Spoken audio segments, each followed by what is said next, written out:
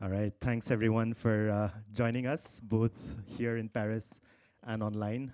We're really excited to have an incredible panel with us today, which I will present shortly. But we're also very excited to have almost 500 people who subscribe to this event, both here physically and online.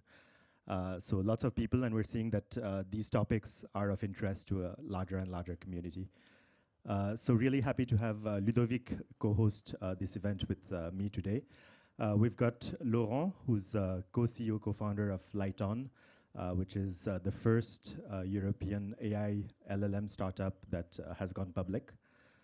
We've got Leah, who's the CEO of Line, and she will talk about her experience of using AI in the field of talent. We've got Pierre, who just launched this past week his new startup, Delos. And we've got Claire, who is, who's been in the field of AI for a very long time as well, and who was Chief Innovation Officer at Société Générale, and who's now the director, France, of Foundever, which is a startup about CX, customer experience. So we will discuss about copilots, agents, and computer-human collaboration. What's interesting is that a year ago when we launched Powered by AI, this was one of our first topics. And a lot of things have changed since then. We now have moved, we are moving away from copilots, which are systems that help us make decisions, that help us synthesize, generate content, to agents that are taking action for us, and the role of the human is evolving slowly from taking action based on the recommendation of systems they're looking at versus supervising and looking at actions that are taken autonomously and seeing how the human can leverage that to perform faster, better actions in a scalable way. So we'll discuss a lot of topics around short-term impact of the new technology on organizations, both on the technology side, but also on the change management and transformation side. We'll also look at it from a more systemic perspective. What does it mean in the future, both in terms of the role of humans in organizations, as well as what it means for regulations, for sovereignty. We've heard that word, we're hearing it more and more in the context of the geopolitical situation that we're seeing ourselves increasingly in. What does it mean for Europe, where we're at, and all these, we're all working in companies that are based here, and we're seeing that we can't completely work in isolation from the rest of the world, both for technology purposes, but as well for the way that the technology is being used to change the way we do things. Different countries like the US are very fast in adopting new technology, and we have regulations also that may impact the way that technology is rolled out in Europe. So looking at all these topics, which is a very large field, we're going to kick off with Ludovic, maybe a first part about agents, copilots. Yeah, thank you, Mia. Indeed, in fact, autonomous system is not new. In trading, we have autonomous system supervised by human since quite a long time, in industry as well. And what is interesting for the discussion today is to see what are the area where GenAI or agent can push the frontier of automation that we were not able to reach already. Because many areas we are already there. And maybe to start with you, Laurent, in Lighton, you are building tools, platform, etc., to orchestrate business process, generative AI. So what is your perspective on that? Where do you think, or how do you think GenAI can push further the limit to have an autonomous system? Yes, thank you. Yes, so just a few words about Lighton. For those who don't know, we are a GenAI company focused on the enterprise market. We want to develop a platform that is both safe, reliable, and sustainable to deploy GenAI for the enterprise market. So we work mainly with companies that have both a lot of unstructured data that they have to extract some meaning out. And they are very sensitive about the privacy of their data. So they don't want the data to go on some server on which they don't have full control on. So we do a lot of on-premise installation of our software and LLM on all the platform that we call Paradigm. Paradigm allows you to chat with your documents and to deploy agents now. So in terms of where does this lead us to? I think the first the new thing with generative AI. I mean, as you said, it's not so new, but it's much faster in terms of timescale to develop new applications. I think we can deploy agents in a matter of hours or days, something that used to take weeks or months to be as you say, in finance and so on. I mean, or to in the past to do a specialized chatbot for a company, you needed like several months in order to really learn all the rules. Now you can make chatbots in a matter of days that answer quite efficiently the similar objectives. The one area where I see most progress is actually it's in coding. I think this generative AI is completely changing the way computer scientists deal with making their code, and the way I see in the medium term, in the short term, we have this all this AI that help coders to do some routines and to do some to program just faster. My engineers say they save maybe 30% of their time, so they have a direct 30% productivity gain by using AI in their everyday job. But then in the medium term, we'll have something like a drop-in remote worker where in the morning the CTO will tell real programmers and AI agents what they have to do for the day, and then let the machine do their work really. So and it will the machine can work also at night, and there will be this collaboration between humans and machines. So I would say the first most obvious application range for agents is actually coding. Okay, thank you. And on your side, Pierre, as you are working more on the bureaucratic part to help in Delos to automate and to augment, you are still in a way in the copilot mode. You are in augmentation. Where do you think that it's for a long time, or do you think that at some point you will be not only in Copilot, but in the driving seat? So hello everyone, Pierre de la Grand-Rive. So the company was launched 2 years ago, not the last week, and we are building.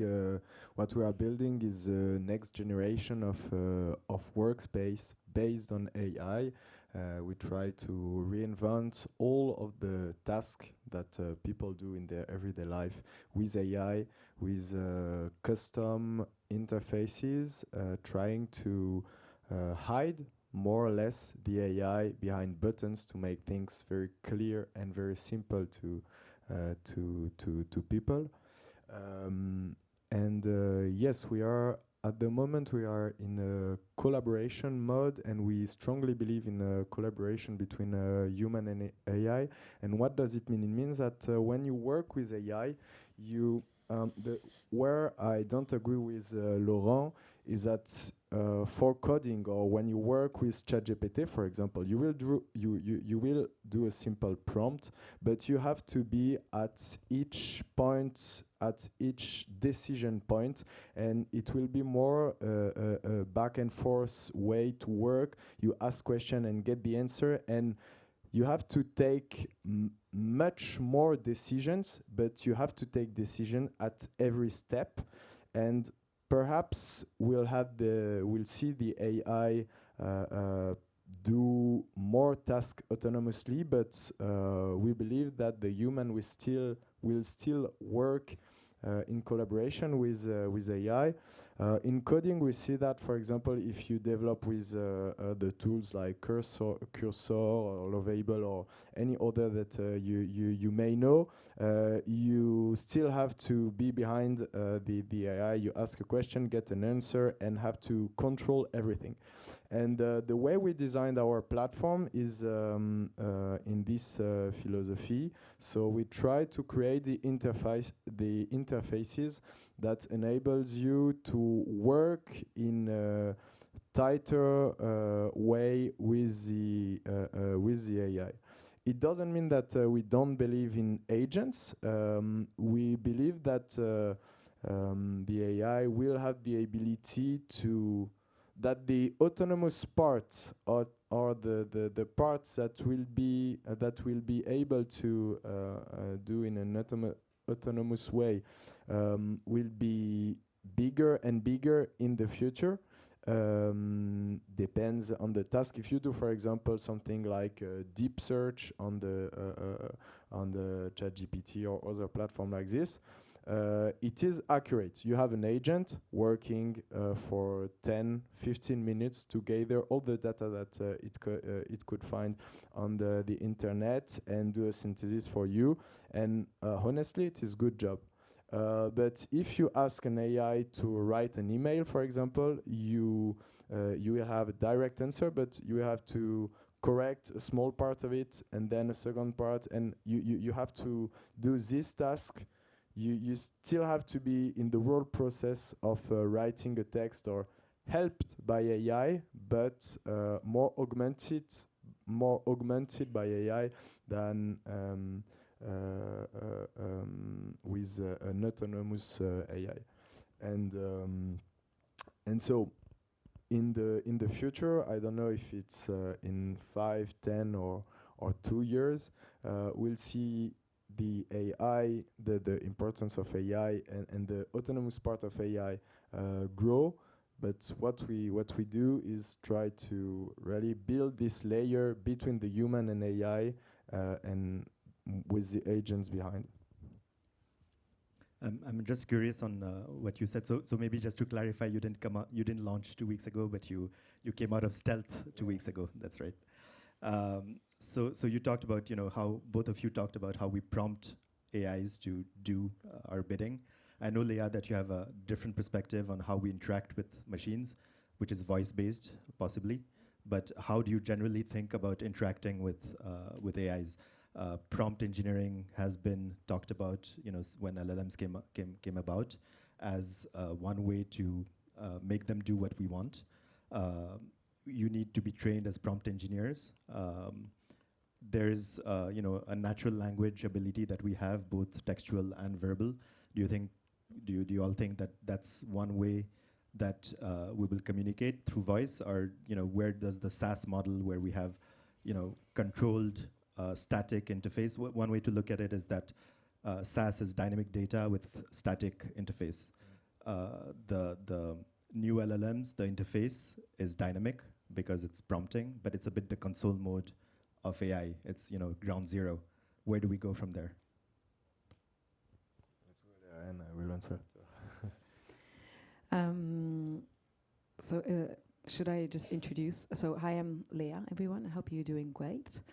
I am a talent agent. So we use AI to build the future of our career and talent infrastructure.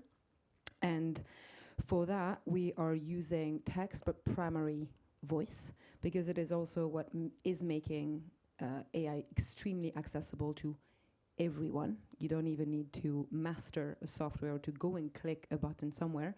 You just need to talk about yourself and your career and what you want in life.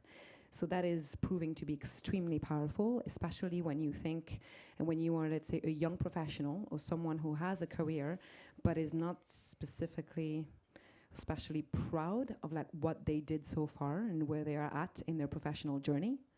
Just the fact of talking and not having to fill in, more frames and like filling more, putting more dots in their experience is amazing because of the vertical that we're in. And something else that we are doing is, I'm assuming all of you go on LinkedIn, and how frustrating it can be to always, like as soon as you go and you write something, it is out there, it is public, and everyone is going to see the same thing. And so we are looking at how a resume that we actually call the talent card is going to be contextualized. So I am going to see my own talent card in private mode, and I'm going to be able to finally have access to my talent data. And it's going to be kind of like my own personal API, so a talent API, portable, private, and that I can share with an employer, a colleague, a manager, a recruiter, etc., over the course of my career. But also how my talent card is going to not be the same when a recruiter, a coach, a manager, an HR is going to look at it. And I think that one of the new frontiers, and actually some designers who I'm talking with at MIT or Stanford or some research labs, are very excited about in-the-moment design.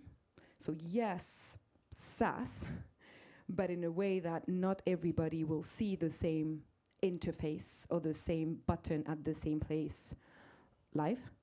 And so not for now, and not in our MVP, unfortunately, but definitely looking at this and going at it with voice and contextualized visualization, at least, of talent cards and profiles and interactions and matching and so on. If I may ask one point, I love your question because the two points are very interesting.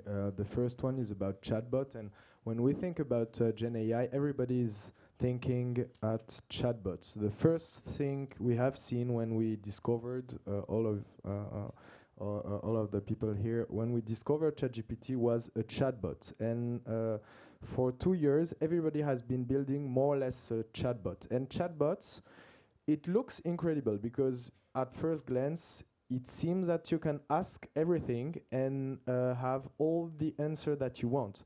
But if you pay attention to it, first, it is not easy. First, you have to know the limits and the abilities of the AI, which is not easy. Secondly, you have to prompt, and prompting is something hard for a lot of people, and even for the most advanced people, it takes time.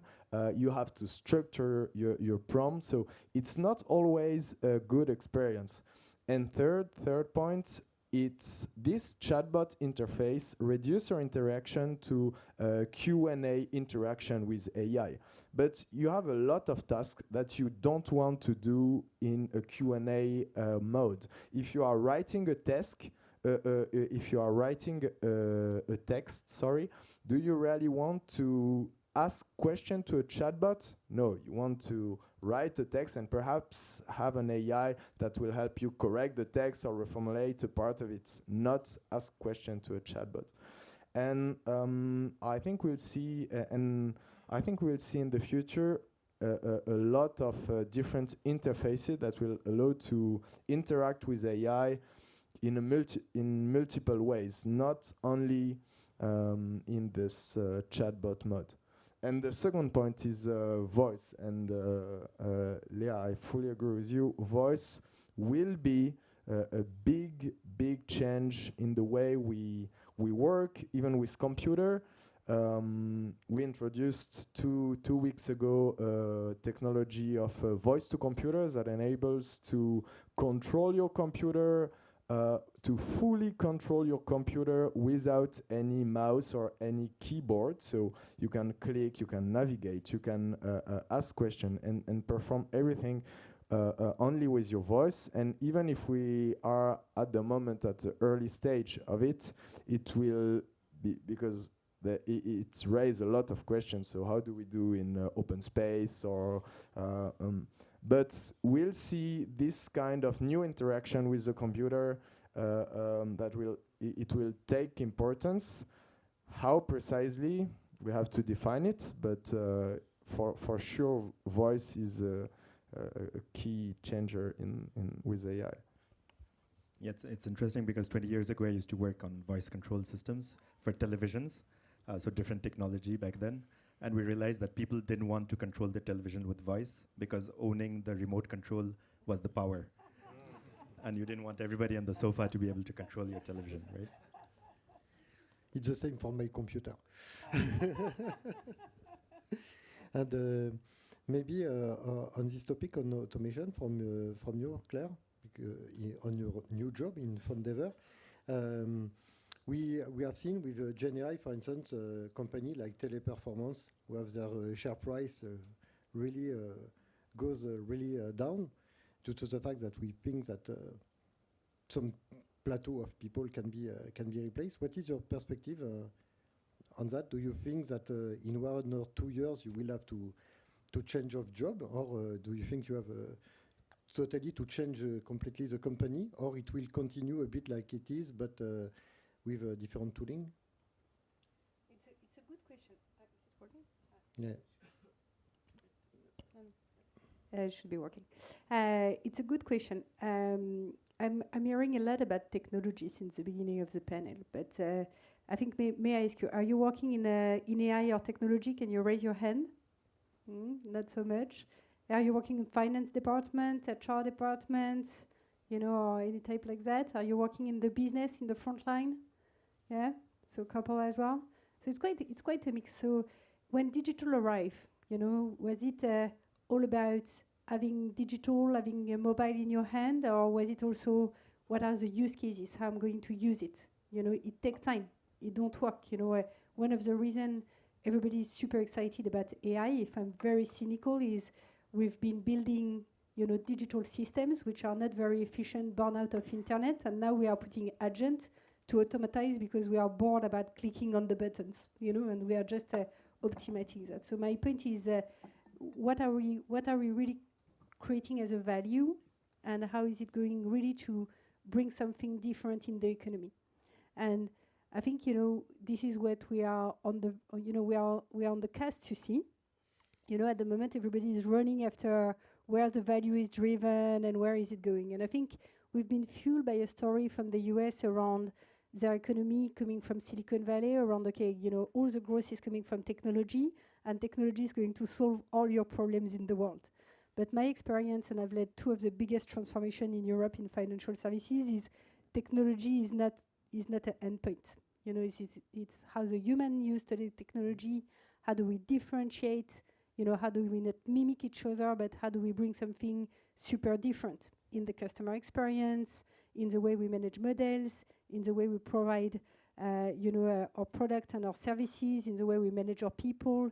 It remains what is our value proposition, what is super differentiator about what we are doing. It's not about the technology. And I think we can all agree that the technology have a lot of limits. I mean, BCG have published a new paper which is super good around multi-agents, and we see that after 1 hour, basically the multi-agent system currently cap. It's like the productivity of it is like dropping radically. So probably, either blurbing different things on it. So of course, you can use reinforcement learning. Of course, you can use we can elevate our data and use data biases and everything, but this will take a long time. And my bet was, basically where all the AI is, have grown in value in the capital markets. At one point, we are all eating towards a bubble, and who is going to win in this story? For me, the ones that are the human augmented AI, it's not going to be about the AI replacing the job of people. It's going to be about the human that use the AI properly. These companies are going to be very powerful. How do you design a back office with 1 or 2 people? How do you design very efficient value chain? And trust me, in this chain, there will always be a human.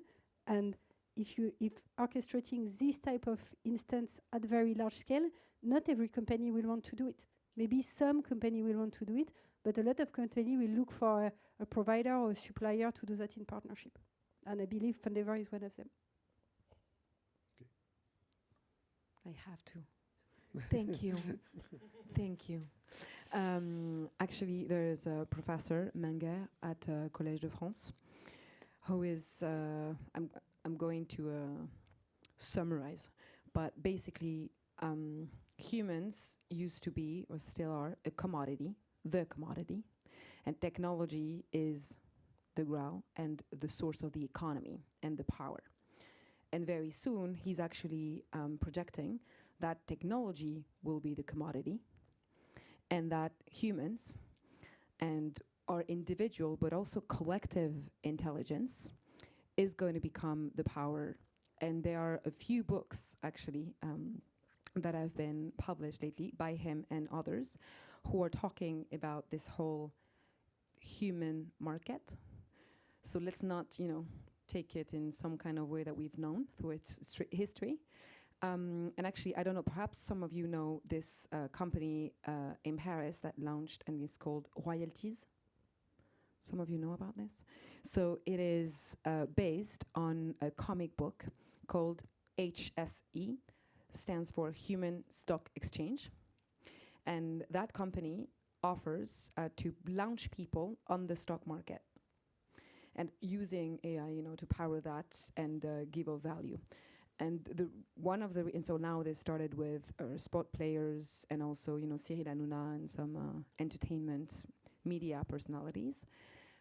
One of the reasons why we've launched Line is to use the technology and propel the individual intellectual DNA as well as the collective, and build a career and human infrastructure to allow for better collaborations, for better talent management, for you to align with yourself, etc. So I'm very strong believer in your theory, rooting for it. So that's interesting because it goes from software for process to what we went through, NFTs for content, to AI for people, right? So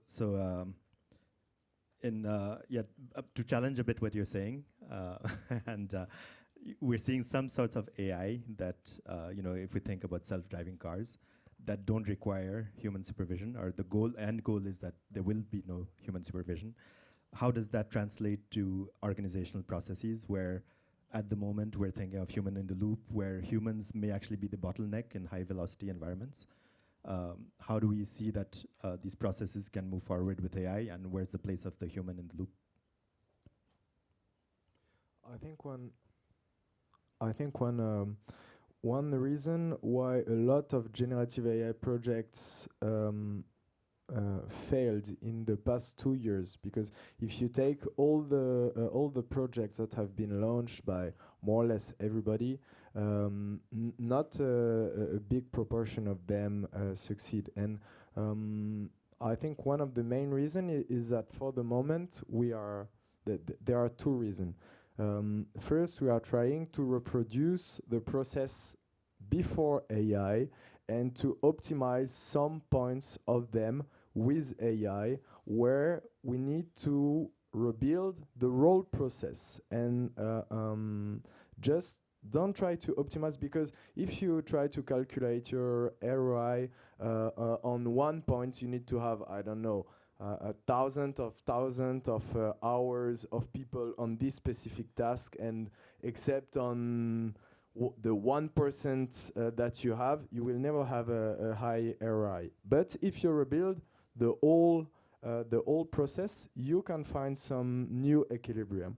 And the second way, well, I won't repeat that all night long, but is that everybody tried to build chatbot on data, RAG chatbot, personalized chatbot, and this still for this is not the only way to interact with AI, and we need to be much more creative in the way we build these systems. So that's a good transition to talk about processes and change in organizations. So what you said resonated with a quote, which is I don't know who's the source of it, but if we build better processes, we will just build faster dinosaurs. I think we need to rethink the whole end-to-end process and chain. I think one of the illustrations of that is email, for example, the fact that we are building automation for replying, helping us reply to emails automatically, autonomously. but the receiver, the other end, will also use AI to respond. So at some point, it'll be two AIs talking to each other. The same thing is happening on processes like RFPs, where we're using more and more AI to respond to RFPs, and the analysis of those responses will also be automated. How do we rethink that on one hand? And the second thing is that large organizations are notoriously bad at disrupting themselves, at reinventing themselves, and they always get disrupted by smaller players. Some of you are working on startups that have for customers big, large organizations. What would you recommend? Not all of you, some of you are working with individuals. How do you see the balance between individual and small scale disruption versus how do large organizations reinvent themselves? Yeah, I think what's interesting with this new generation of Gen AI is that we can see at NG, for instance, this is all driven by the digital transformation, and this is something that's it's not driven by IT. I think we are living at a time where AI is no more a topic for just engineers and researchers. It's a topic that's driven by actual use cases, business people, and they are the one driving the transformation. Do you want to share your experience, Ludo? Unfortunately, for the moment, it's mostly driven by digital and IT people. We don't have enough, I think in terms of number, we don't have enough business people really digital or AI savvy to be able to reinvent their business. Today, we are an old company, we have a lot of history, but we see on some area it's the case where the business is digital, of course, it's native, but on the industrial business, we have still some work to do. Yeah, but I think it also resonates to what was being said before, is that interfaces are going to change. Prompting is going to disappear in a way. I mean, the machine with the reinforcement learning are going to understand more and more intuitively what we mean. So I think prompt engineering it's a matter of a few years, but it will probably disappear in a way. And I think we'll have new interfaces and new people can. I mean, everyone in a company will be willing to experience that change. Yeah, we move from Python to call API. Now we have prompt to call LLM. Maybe at some point it will be only really natural language, but pure natural language, not semantic put into a prompt to call the model. I think your question is very valid. So how do we get out of just optimizing the process, so the crap internet I was talking about, but how do we really drive new economic model and something different? And I think it's hard. It's not new because it's been the same with digital around a digital native player, Airbnb, Facebook, AWS, and a large incumbent transforming. And this have created imbalance in the economic metrics, with US and Asia transforming faster than we were in Europe. And in Europe, we didn't have this chance to create our own huge technology company. And part of the challenge is it didn't create in the top level of executive enough talent to come and lead business units. So when Ludovic is mentioning the transformation is led mostly by digital and IT.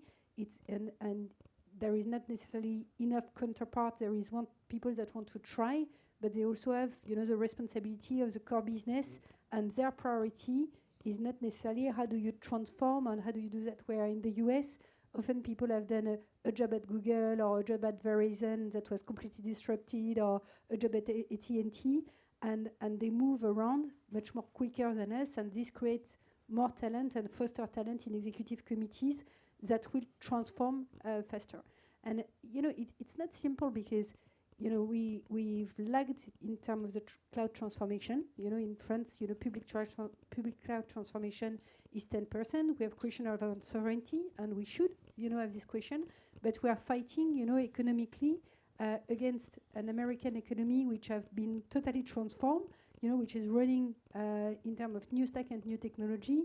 And I'm even not talking about Asia because we don't talk a lot about them, but the reality is, they are in the Alibaba cloud and, for a long time now. And each time I go in Asia, I'm very surprised about the use cases and how do they use technology in a very simple way in their day-to-day life. So, it's a hard question you're asking because it's not just about the process and the technology. It's about the talent. It's about which choice do we make for France and for our country in terms of do we want the leader like Lighton and Delos to grow and to be homegrown in France and to use and consume this technology, or do we want to go faster in our technology? And the fastest technology today is the Asian technology and the US technology in order to deliver more economic results. And some of our companies are global. They are not just French companies. So there is a economic standpoint, talent standpoint, probably government stakes.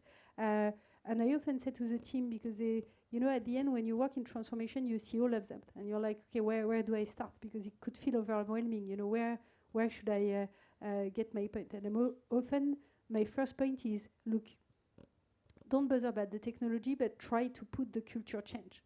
The human and how the human is going to change the technology is the most important. I was talking to our IT director on Friday, and I was like, the fact that you're trying to build our own tools and our own LLMs makes that I don't have enough people in my executive committee and in France that are using maybe ChatGPT, maybe Lusha, maybe whatever, in a day-to-day basis and practicing with AI. And if you don't start to practice with AI, you're not going to get it. And you may have a perfect tool at the end, but it's really, or a perfect business model or economic model, it's not going to solve the problem. So often what I say about the process is, let's start there. I give this simple example about CV, exactly the same as yours. I'm like, so get in a CV tool and try to do your CV in English, in Polish, in German, for a board, for a business unit in NG to deliver in B2C, for a B2B, to work in HR. And, IT can do, with LLMs, you can do that in instant, almost, to fine-tune and put colors and do everything. And then when you start practicing, you start to understand, okay, but exactly what you mentioned, the recruiter will be also, about receiving my CV. And then you enter in the creativity phase, which is, how can I be different? Can I use the technology to generate video? Can I express myself? What are really my differentiator points? And what I'm really looking at, when I want a job. And you even use ChatGPT to say, okay, this is the things that I like. What type of industry will you recommend to me? And what type of logo does it mean in France? And what are the leaders of this industry? And it can give you very, very interesting idea about what you will do in the future. But that's really where you have the breakthrough, is when you practice and when you start the small step and then, scale progressively. Yeah. An interesting point is how you create new process. It's a question, if we have to rebuild all the process, how do you invent this new process? I agree that we need to move forward. You will never have like Newton, an apple that fall on his head. It will take time, but so how do you move forward to invent new process?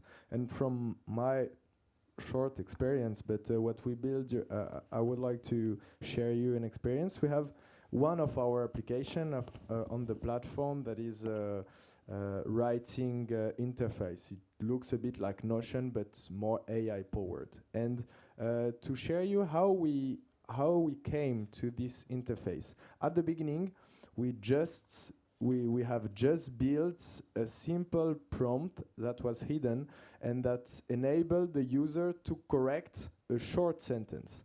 And after this, we realized, oh, short sentence is interesting, but why don't we write longer text, like 1 or 2 page?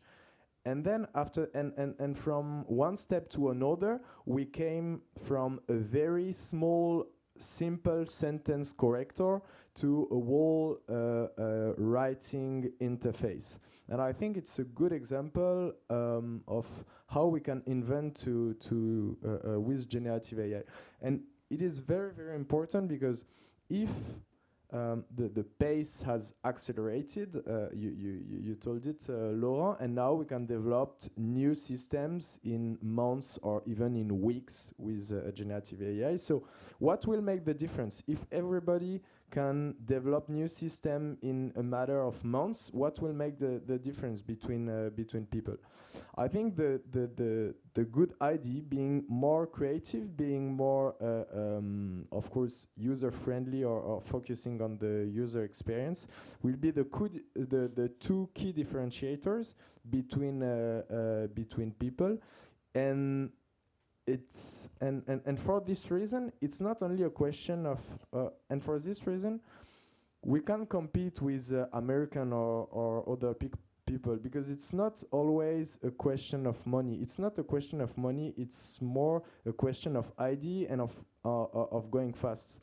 Idea are cheap if you take the time and the concentration to create them. And for this reason, I think we can create new tech giants in this new generative AI era. To piggyback on the resume part, I had 2 points. One with the talent, so the people, and then maybe take a step back and talk about bigger systems than just companies. So the first one, if you put your resume on ChatGPT today, or like you try to get your resume, and a lot of people, some especially investors, are like, "Oh, but you are a ChatGPT, rapper with line." Well, no, we're not, because if you put your resume in ChatGPT and you can get it in Polish or whatever language, it will, it might ask you interesting questions. But one thing that it will do is then give you what is the most probable. And what you want is what is possible. And ideally, you do want it to talk with you and help you figure out, what the hell do you want? And who the hell are you? Who the hell do you want to be? Who can you be? And what is out there? And then also, oh, you know what? Like, I have 2 small children and I would like to move to the US. Then, oh yeah, you know what? Somebody did with your profile and this and that, and this is how they did it. And so a whole new way to envision your relationship with yourself, the way we are benefiting from collective intelligence around the topic of our own intelligence and how we put it to work, because that's what a career is how we put it in our intelligence, human intelligence, to work. And so that's how we are approaching it, and how I believe it's needed that we create vertical and very specific solutions with all the expertise and the knowledge around it, and that we project the kind of system that we want it to be. So Line is a talent agent, but I was mentioning that it's also a career OS. And so to go to my second point, we don't only have the opportunity to change how companies are run, or a process, or how a department or biz dev is being done. We have the opportunity, and actually we need to think about this fast, about healthcare, about education, about what kind of society we want. Right now, what AI is in terms of an opportunity to humanity, it's that level. Except we have been trained and encouraged to be and behave as machines for the past decades. Each of us individually, we've been put through a system to then be I'm a very bad machine. I'm not good at being a machine. And so now, if we raise up, and then if you look at, you hear about very big systemic and visionary approaches from writers, often science fiction, and so you end up in dystopia. Politicians, I will not comment on that. Or entrepreneurs, but a certain kind of entrepreneurs, And so what the opportunity and what I think we definitely need to do is collaborate, is talk behind, and have the humans behind it. And somebody else asked me like, oh, but how do I know that with your company, when you have, can you imagine all the talent cards and the careers of everybody in your hands? And somebody commented in LinkedIn post, are you our new Elon Musk? Because of an April's Fool I did. In a way, I hope so. In so many different ways, I hope not. And I think that what will vary is what we do with the technology and what we want to do. So obviously we can talk about the tools and how it works and what it can do. And there was this conversation by the head of research at Hugging Face, who was commenting on, the book from Dario Amodei. And he said, oh yeah, it's really bad the way we're trading these AIs, and they're all on servers, all alone, and we're creating not Einstein generations of models. And I was like, who are you talking about? Like, are you talking about my children, or are you talking about AIs, really? And so I was, obviously we need to think about the tools and what they can do and how we can leverage them and talk to them and interact with them. But I think that we'll get, we have superheroes in the room, yeah. I think, humbly, that we are going to think about these things differently if we first think about what do we want to use them for. We might come up with different kind of ideas, and I think that's also what you are doing, from what I understand. And I think this is magnificent, and I think that we do need this in France. And perhaps I've often, my co-founder is from India originally, but he's been a CTO of Grammarly, of Proofpoint, so very experienced CTO for the Silicon Valley. And people ask, are you an American company? Are you a European or French company? I think we are global. We are a humanity company. At least that's the goal.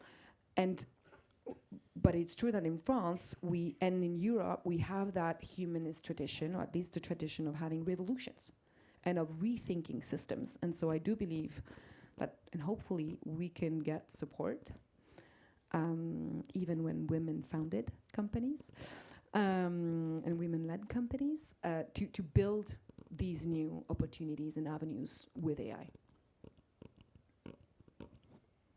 So we'll go on to the regulation and sovereignty part in a bit. Just to come back on this organizational change, processes and people. What would it mean? And I know some of our friends in tech across the Atlantic are thinking of organizations that are not around people but around AI agents. How do you think about that? And I know that you have strong opinions on that. But is that something that can coexist with current companies and organization models beyond companies, systems, and what we imagine we want the future of society to be? And so that's on one hand. On the other hand, the fact that AI can help us leapfrog, like the mobile revolution in Africa and other types of technology that have helped not climb the stairs step by step, but have a massive paradigm shift. How do you think that your technologies that you're developing, the application layers and the interactions with people, can answer those 2 points? I fully agree on the leapfrog, and there was one point before the relation between Europe and digitalization compared to Asia and the US. We believe at Delos that this generative AI wave make the 90% of previous AI technologies obsolete. Like, they are replaced. Just if you take things like DeepL and Translator, they are just replaced. They are not up to date anymore. If you take technology like simple image technologies, they don't have interest anymore. And so if a lot of companies that were forward before could it will turn into a drawback because they have a heritage, because they have some previous technology that they want to use, because it took them years to develop them, because they have a legacy. And for this reason, I believe we believe at my company that it is a massive opportunity to reinvent a lot of things. That's also why we decided to launch this company and to recreate a workplace, or like recreate a workspace, which seems to be a huge ambition compared to giants. And yeah, there is no fatality. And we'll come to it after. But Europe and France, we have the tools to do that. So I think we need to take this new technology, consider them as a new paradigm, and build entirely in this new paradigm. Yeah, agreed with what you just said. I think it's more. It's also a matter of how we interact between humans. I mean, we were discussing resume, CVs, we were discussing RFPs and so on. Now, if a machine writes the RFP, if a machine helps you to reply to the RFP, if a machine helps you to read the reply to the RFP, maybe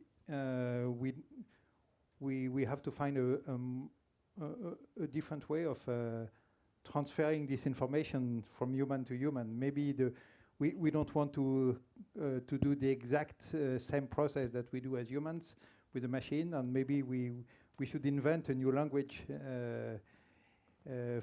for this information to be transferred from one person to the other. So I think this is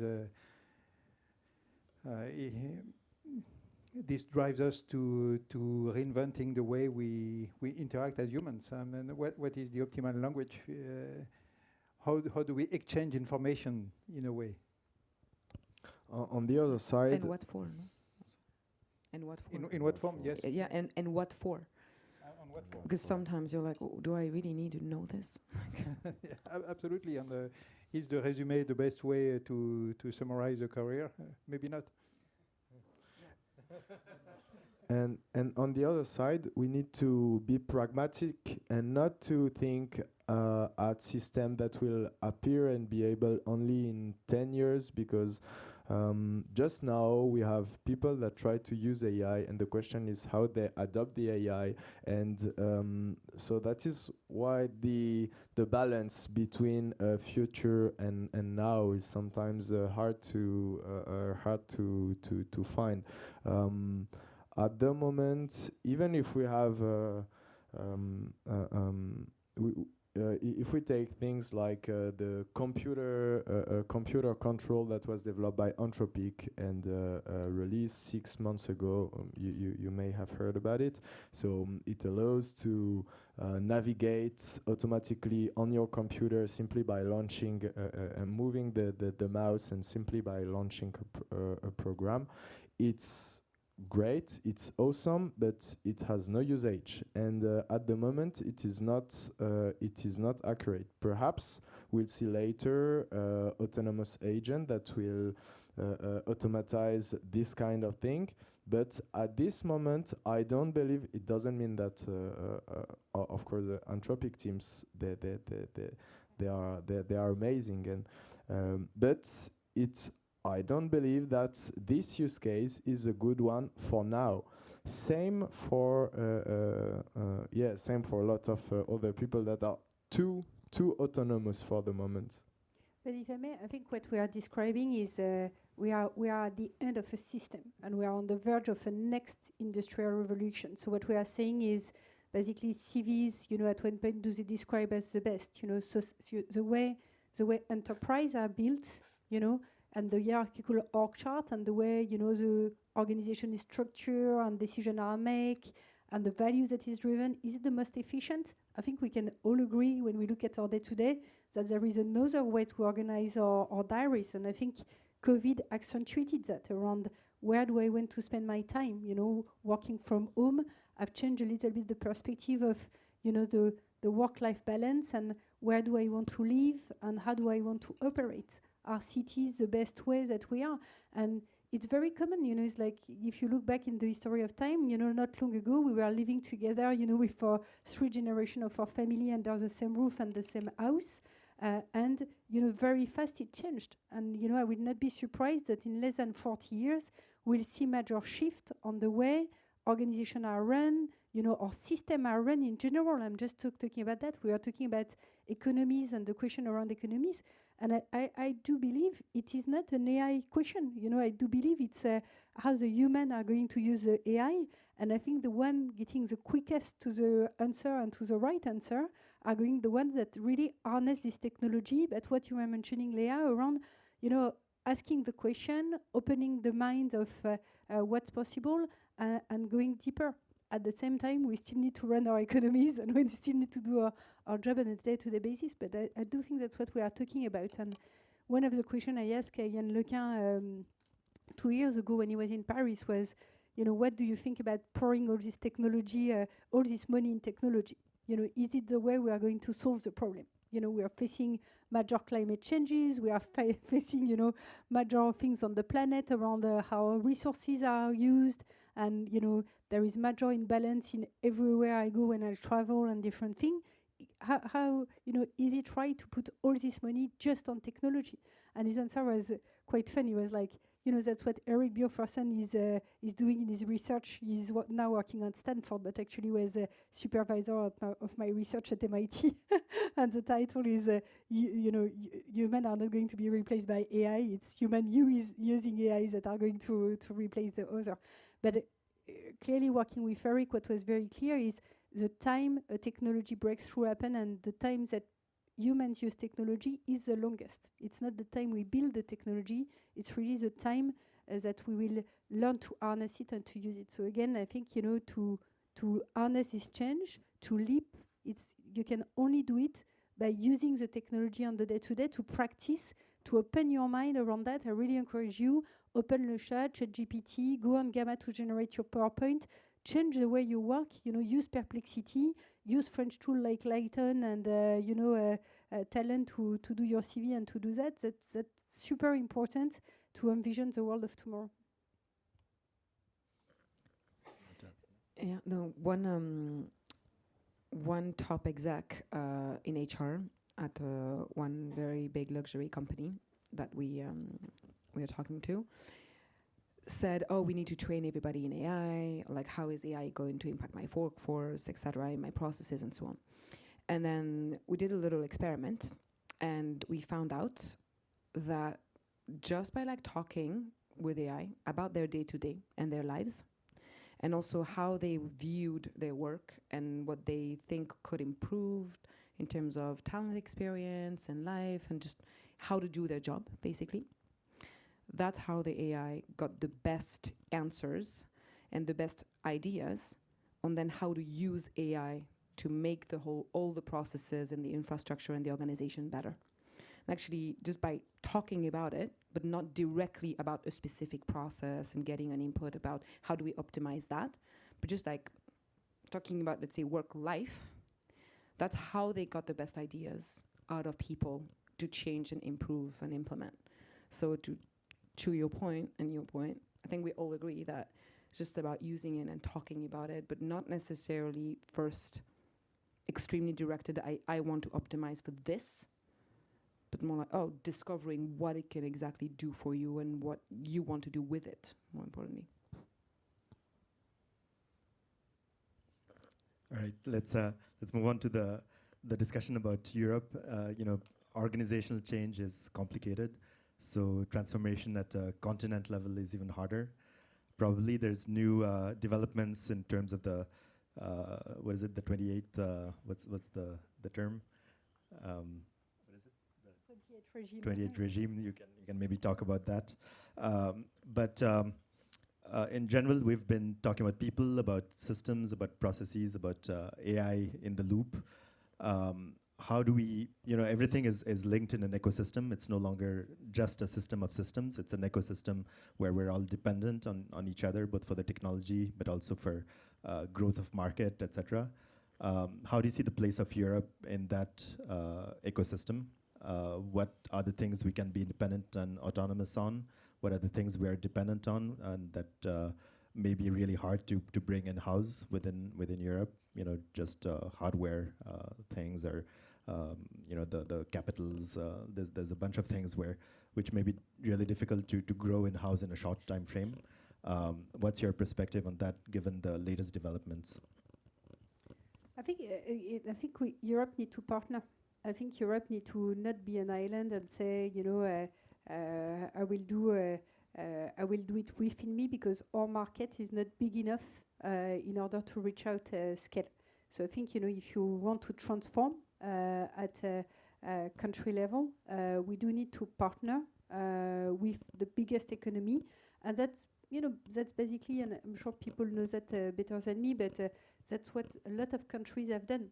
If you look at China, they have partnered again and again through the last decade. They have absorbed technology and know-how of how industry was built, and now they are running one of the most massive industries that was growing very high in GDP, and that's what is happening between China and the US, because their economies are going one-on-one, where before, still being dependent, but they are more going one-on-one in terms of power, a little bit like your remote.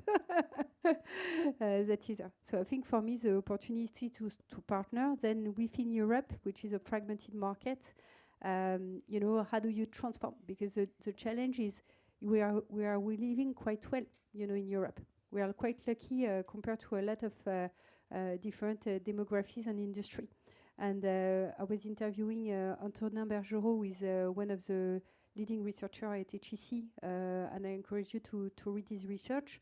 But what he was sharing with me is it's hard because we'll have to give up on some of our advantages. So, for example, retirement systems, or social law or different things. If we want to transform, we cannot do it with the current constraint. We have to create a new system that will be probably less advantageous on some area, but more advantageous with technology and with upparts. And what he was suggesting is, for example, the 28th regime is an idea which you create a 28th regime and you say to the country you have the opportunity either to stay in your regulation, in your construct, or to opt for this 28th regime, which may have less social advantages, because that's what we are talking about often, but maybe more potential economically, more disruption, more different areas. So somewhere where there will not be a CDI or a guaranteed employment, but where you can create a company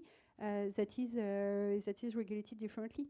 But just this conversation show how hard it is, I think, to transform at the European level. And Leah, I'm sure you will agree on that. All the efforts are needed at any point in time, but at one point something big needs to change in order for us to transform Europe. Maybe Laurent, your experience, given that you're both on the European market and some activities in the Middle East as well? Yes, that's correct. I think this, there is this view that innovation is in the US and China, and Europe is only doing regulation, and I fully disagree with that. I think there is amazing innovation in Europe. I think regulation, say, take EU AI Act, I think this is just common sense that like our clients are already asking from us.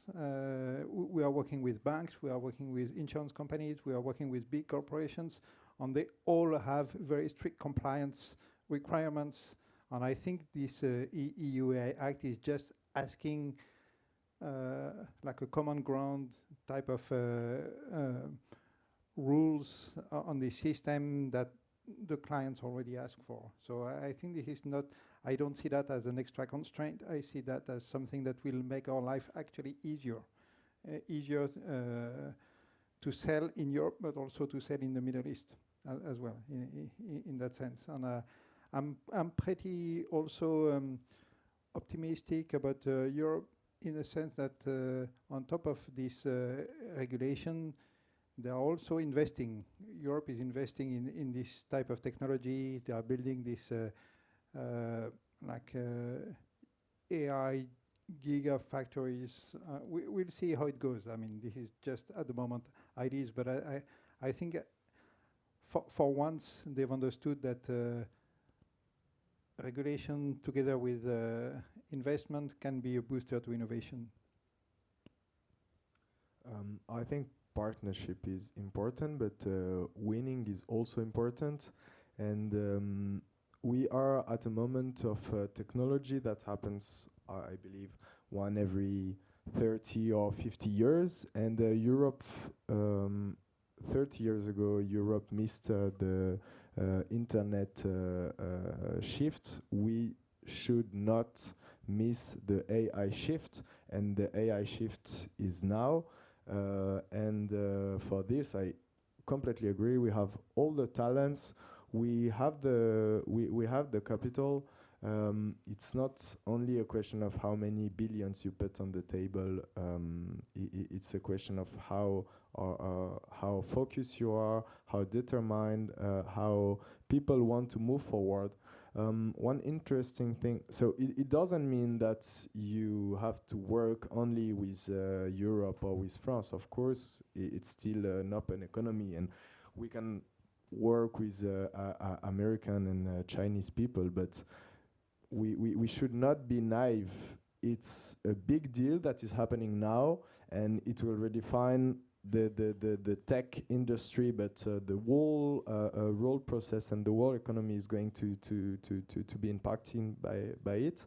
I think AI is going to be strategic for every IT. At the moment is not strategic, or it may be for some industry, but for most of them it's not strategic. I think AI in the next 10 or 15 years will be strategic for the whole economy, and we have to be in front of it. And for that, to create the conditions to let innovation emerge and take risk as well. Of course, we need to take risk. I think the EU regulations are a bit too hard. So I don't agree with you, Laurent. We need to have the possibility. Sometimes we are regulating to at an early stage. We see that the AI regulation was designed during the machine learning era, and now we try to apply this regulation to generative AI, which doesn't match always very well. So I think we need to, it's sovereignty for France, for Europe is something very important that is happening now, and we need to not be naive and move forward. So one thing that came out during the AI Action Summit in February in Paris, which I thought was interesting, was that it's not just about two blocks, the US and China, and then Europe trying to come up in that mix, but it's also a third, some sort of non-aligned movement for AI that is coming up. India is going to be the next host for the AI Action Summit, and they were co-host during the previous one. So I think there are other geographies that can benefit from having this leapfrog as well with AI. But for any region, it's not about just the tech, like all of you mentioned. It's about teaching individuals to collaborate with each other. And you like to talk about growth mindset, Leah. How do you feel that, what's the place of that? Because that's essential in having a region when not just the tech race, but the global race with humans in the mix. It's funny you mentioned about AI, because there is an amazing young woman who found out about Line on LinkedIn. She's based in Calcutta, and now is part of the team to fund her data analytics and economics studies. And so it's pretty impressive what you can still do to make people come closer and work together from across the world with technology. So definitely believe about that. And also, do you know this? I'll go back to sci-fi. There is this story in which there are 3 iPad likes with all the science in the world, and these 3 iPads are destined to 3 princesses. And then, oh my God, one of them gets lost and ends up in the hands of a young girl in India. And it's about accessing, a new kind of door to the world. And that's also what the promise that AI brings. But the question then is, what do you do with it? And so what I like about Europe, to bring it home, it's the mindset and the values. What I see in the regulations is things that are definitely annoying in terms of structuring and framing business. But it's perhaps that we've been trying to put onto paper, instead of doing, a constitution or some kind of alignment on who we are in terms of values. We just did it in terms of framing business. And perhaps we should just see these regulations in terms of values and propelling like who you are and identity. And I think the European identity, but that has been spread across the, not decades, but hundreds of years, is the spirit of conquest, is the spirit of curiosity and of growth mindset and of renaissance. And what I do believe that we've seen in Europe, it's polymath. It's the fact that all of us can be multiple things, that all of us have multiple potentials, and that all of us can explore these potentials. And what I see in AI, and what I would love for Europe to be, is a model in terms of these values, in terms of these ways of seeing and using AI, that could work in India, in China, in the US. And there are actually a lot of people right now in all of these different geographies looking at us for that, for this kind of guidance. And I do think that I hope your company goes global very, very fast. One, because it deserves it, in my humble opinion. And at the same time, also because we need these kinds of ways of seeing technology, of using and of putting in the hands of others to have this European DNA. Because whether we want it or not, companies and technologies are built by humans. And so they carry the fact that we are humans in them. And the fact that we are Europeans or French or Basque in them as well. And I think that explains a lot. So in terms of growth mindset, yeah, I believe that it's going to be about that. It's going to be about values. I think just to emphasize what you were saying is, so one of the reasons I joined Fundever was because it was funded by 2 French persons. When they were at Schema, they were 22, and now we are 30 years later, and they are still at the helm of their business. So they are still the CEO and COO, but they do live in the US. They live in Miami. They acquired 2 of the biggest competitors in the US in their field. They're present in all the country worldwide, and they oversee, a 4 billion business for 150,000 people.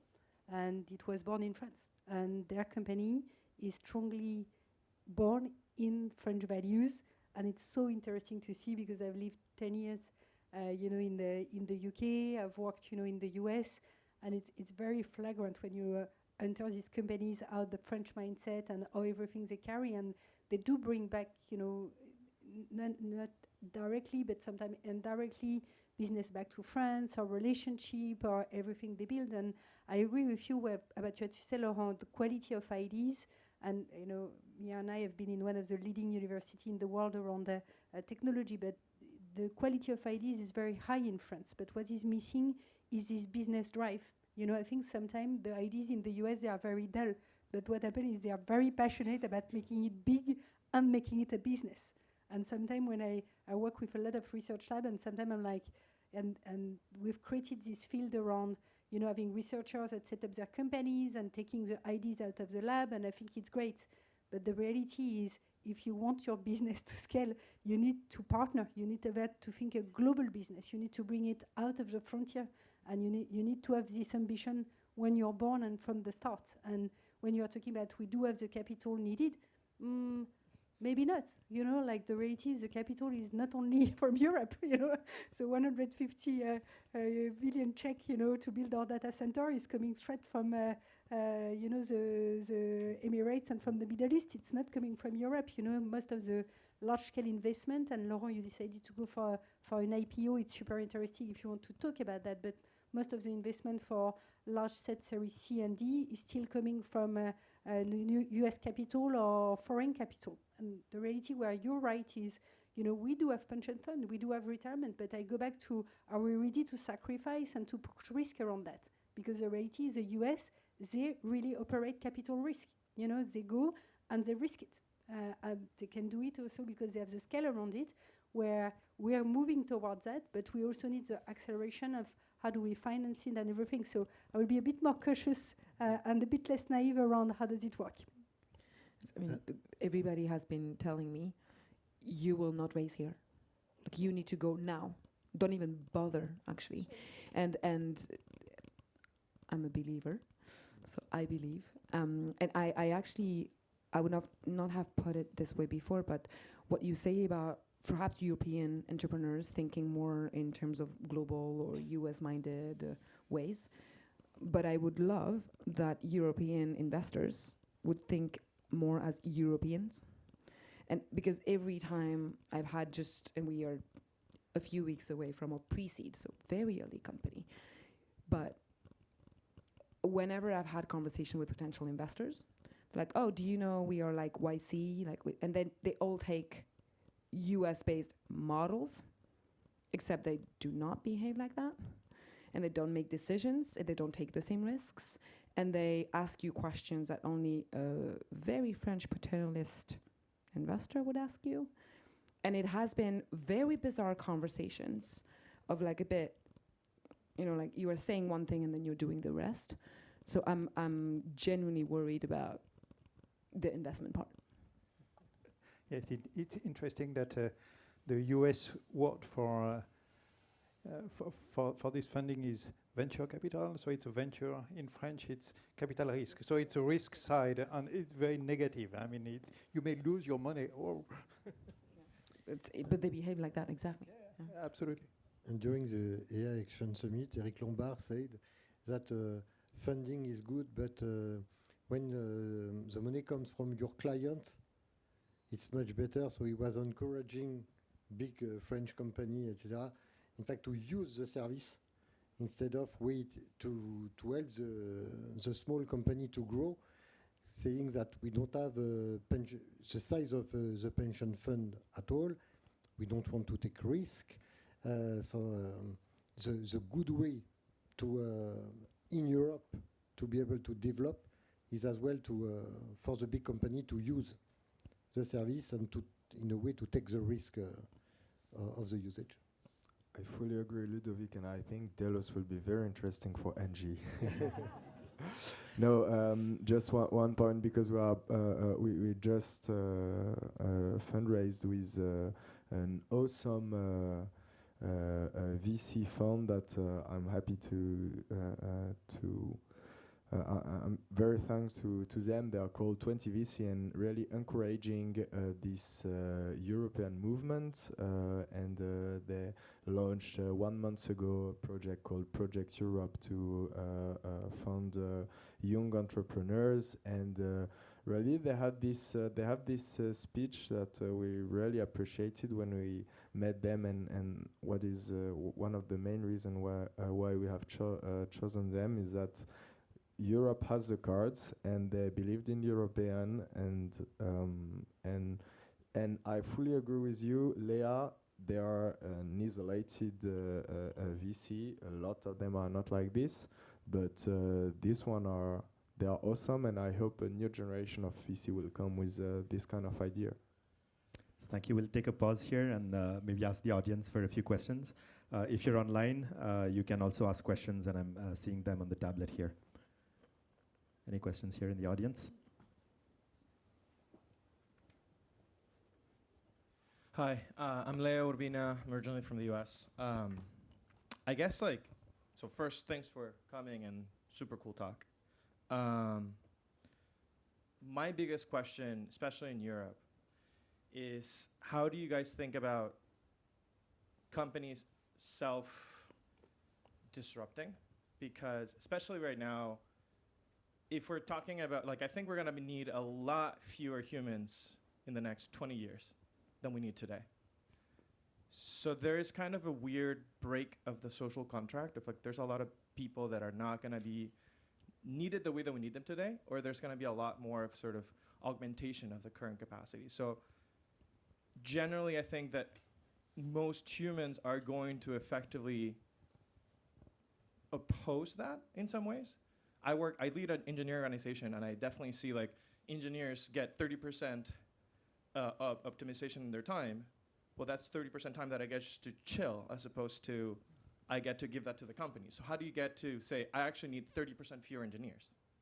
That's a question that I'm, like, I wonder if there's just going to be, like, how do big companies reinvent themselves versus new startups? Like, when is there going to be, like, the first $1 billion startup of a one person, for example? Well, we'll build better product. Yeah, and also the fact of, I mean, Google, the 20%. That's where most of their, like, the biggest innovations came. Are you gonna chill, really?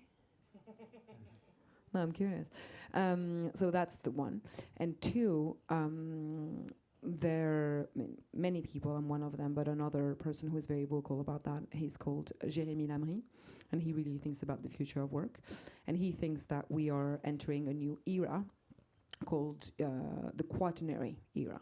And when you say, oh, we're going to need less people, well, it depends where. Nurses are needed right now, and we have a big problems. I don't know if you've been into a hospital lately. You don't want to go to a hospital. No, seriously. Even privately owned. Like, I mean, have you gone to school with your kid? Where does your kid go to school? Like, what?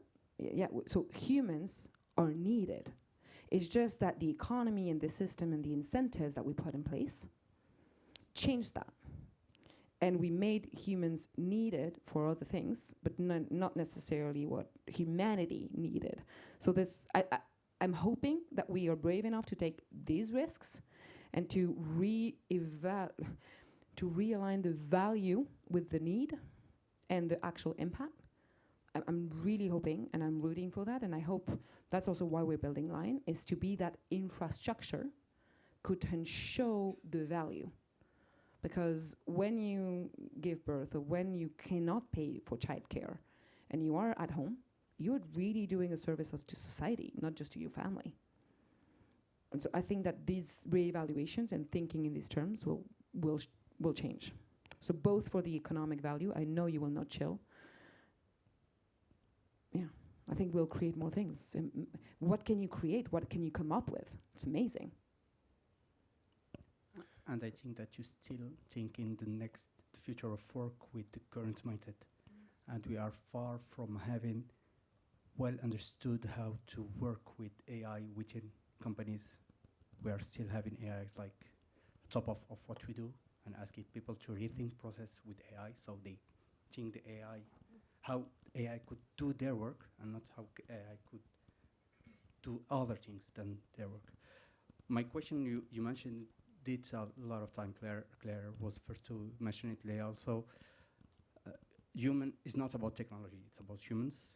How do you, in each of your organizations, work on how the human works? Human brain, psychology, sociology, cognitive sciences. How do you understand communication between people, to understand their motivations, what they want to do, and how to implement AI in their ecosystems? I think you can open my bag. There is a book that is called Managing Team with Cognitive Threats. This is actually this was a second question, but I think that we don't have enough time. How do you think the management of common generations in a world with AI and new generations? Yeah, I promise you I will offer you the book. It's right on my bag. No, I think it's a very good question. You know, how do you put human back at the heart of everything you do? And I can tell you that when you lead transformation, when you want people to do things that are change, that are counter to the way they work, to their nature, you need to think each day about what are the inner driver of the person in front of you, and how you're going to, speak and align and make a deal with the person in order to lead your transformation.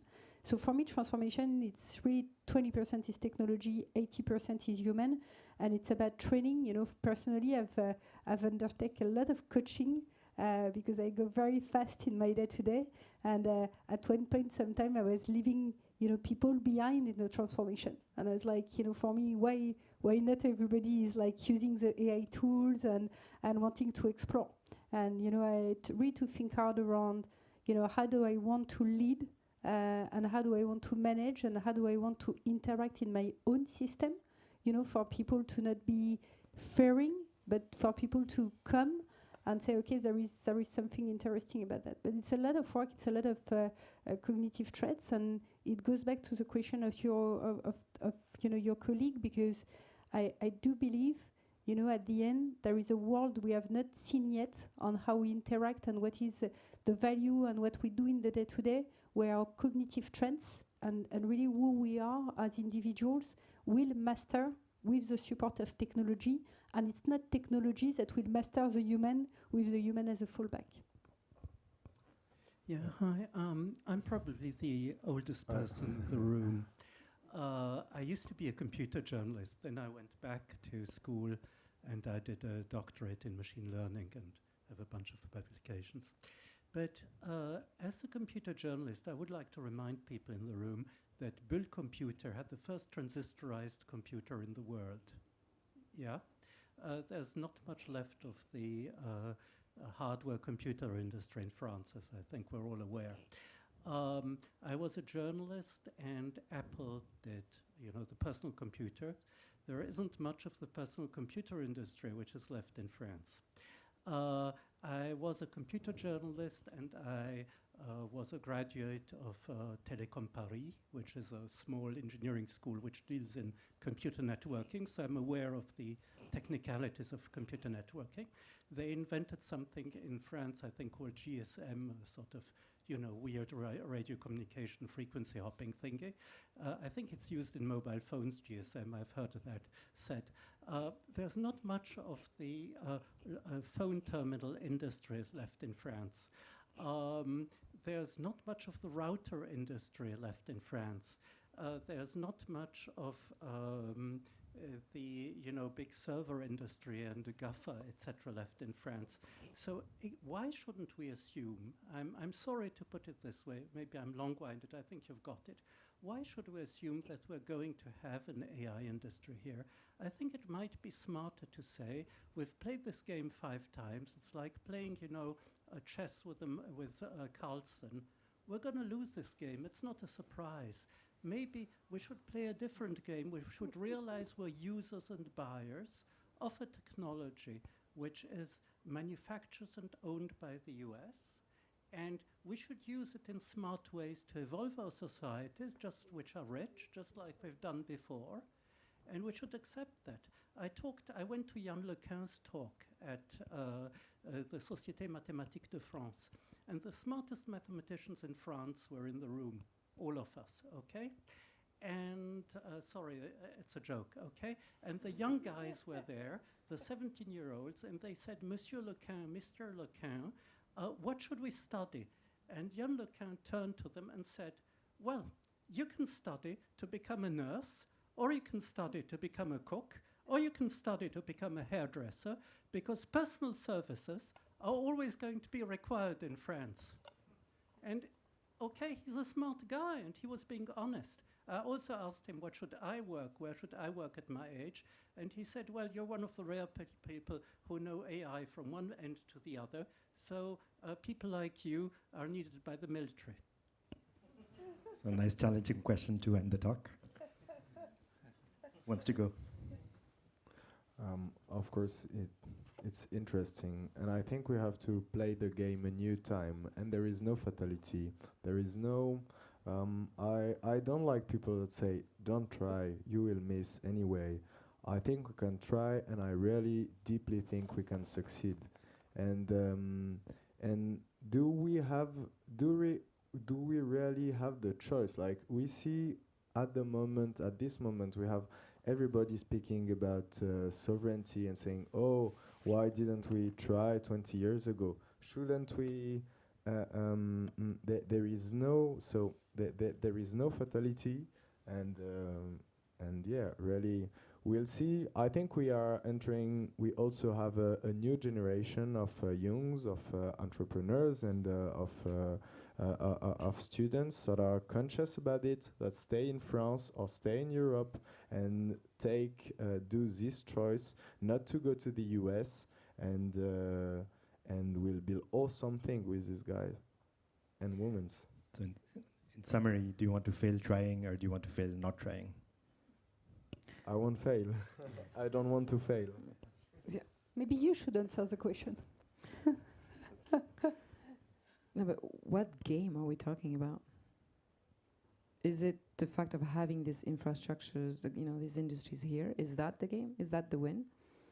Or is it to use these to have a happy, healthy society where people want to come back from the US because you eat better and you live better and you love better and all of this? What is the game? It's and also the army is perhaps one of the best models in terms of using human intelligence and putting it to work and together in collectives. So I'm definitely eager to see how they're going to use AI with humans to make something great. So yeah, I would agree with the army thing though. Yeah, I'd like to go and see too. Okay, so maybe to close before the cocktail, I note some of my takeaway. So first, before going to that, as I'm leading the digital transformation, sometimes I'm wondering if I'm doing a good job, the right job, because it's hard. But thanks to all this conversation, I feel much better, because I think that it's difficult for everybody. So thank you for that. And maybe my few notes is that as a conclusion, we can say that from the four of you, at the end, the human will remain in the driving seat. I think it's what we want. And the AI and what we do with AI is just another, maybe a bigger jump, but it's what we do since quite a long time with digital transformation. So on the business part, it's we have new ways, new technology, new ways of working, but at the end, when we want to transform, it's at the end people that think how with this tooling we should reinvent the business much more than trying like when we had the RPA things. We will automate everything as it is. I don't want to understand my process. I want you to automate it. And I think one other point which is quite important is that I think we are at the beginning of a new era, and we think today the new era with the current world. And to your question, for me it was the same question than with the first car. You have people that were riding a horse that say, okay, we won't have any more job. You have much more taxi driver than people that were driving a horse. So I think it's we will see a new world coming, and definitely I think Europe and the values that we have in Europe, etc., we have something to bring, and potentially we are less. We are more in the middle than China from one side and the US on the other side. But I think still we have a lot of challenges in Europe because we are 27, we are not one. And I like a lot the 28 approach, so something different, and you adopt, and if everybody adopts these new things, it's not everybody go to the French model or the German model. It's yet another one. So it was it was for me very inspiring. So I want to thank all of you. I don't know, Mir, if you want to give few words as well. Yeah, thanks so much. Just a few words. Just a few words on logistics. So thanks a lot first to all of the speakers. Very inspiring, very insightful, thought-provoking discussion that I hope we can continue during the cocktail hour. So for those of you who are present here in Paris, you're welcome, and that's an incentive for all of you to join us in person, cocktail hour where we can meet and mingle and continue the conversations. The purpose of this talk is for us to learn more about the future of AI, but it's also to create a community around these topics. So thanks for being here in person. Those of you online, you'll also be able to look at we're creating this channel where we're posting the various talks that have taken place. Here are the next talks that are happening. So we hope to see you there, and thanks again for being here.